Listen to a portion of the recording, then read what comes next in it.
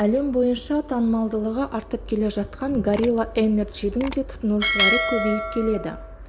Бұл мықты сусынды жарнамалап жатқан жұлдыздар да көп. Оның ішінде UFC чемпионы дагестандық Хабиб Нурмагомедовты айта кеткен жөн. Нурмагомедов 2018 жылдың қыркүйек айында Gorilla Energy компаниясының келбетіне айналып, $1 миллион келісімшарт жасасқан болатын. Өкінішті.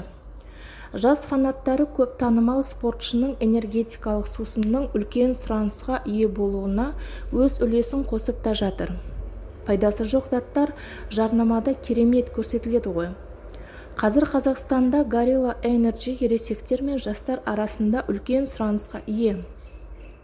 Ағылшындық 21 жасар Винни Пинер есімді жас бала 4 айдың ішінде энергетикке әуестенемін деп 24 тісінен айырылып отыр. Тәтті судың кесірінен аузына толықтай протез салуға тура келген.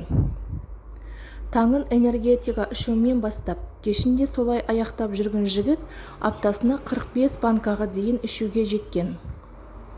Бұнысын көрген анасы баласының денсаулығына қатты уайымдай бастаған.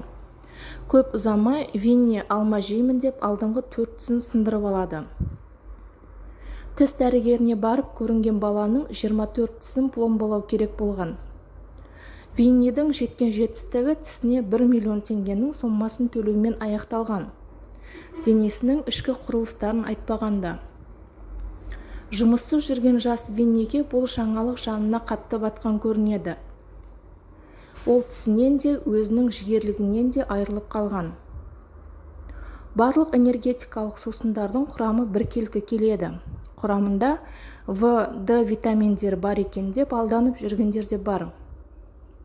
В, Д витаминдерімен қосып, қант пен кофеинді өлгенше жұтып жүре беретініне шаруасы жоқ. Жастардың арасында кең тараған энергетикалық сусынның зияны туралы көп айтудың қажеті шамалы. Кейде ой пайдасы көп деп санайтын заттардың кері жағын білмей жатамыз.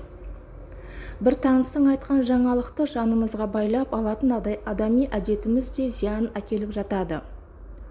Тұмау басталмай жатып, лимон, пияз, бұрыш қосылған 100 грамм арақты, бір кружка жылы пивомен тартып жібергенді жөн санайтын санасыз таналарда көп.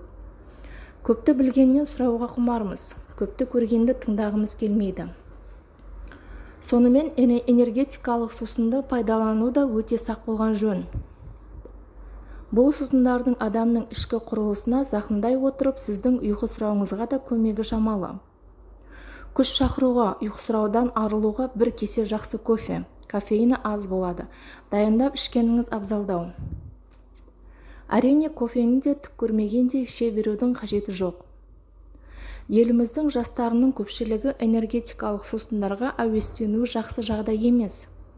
Ақ пен қараны әлі ажырата алмайтын жастарымызға, ата-ана мен аға әпкелеріміз дұрыс кеңес бере білуіміз керек. Пайдасы барды насихаттап, зиянды заттардан аулақ ұстасақ болғаны.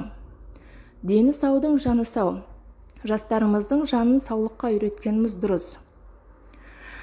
Менің ақпаратым ұнаса лайк басып, каналыма тіркеліп кетіңіздер. Сау болыңыздар.